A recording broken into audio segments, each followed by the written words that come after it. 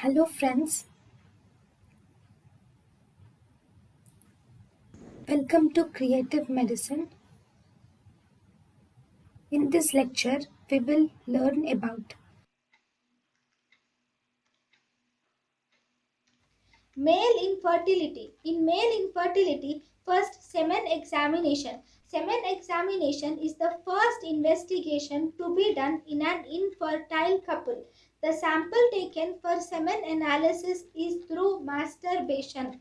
And here the patient should have abstinence for 2 to 7 days and the sample should not be collected in a latex condom. The study of the semen should be done on liquefied semen. The liquefaction time of the semen is around 20 to 30 minutes, so the sample should reach the lab within 60 minutes.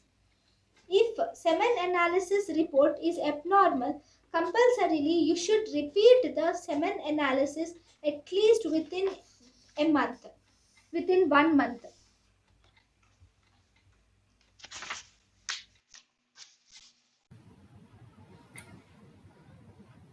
thank you and thank you for watching.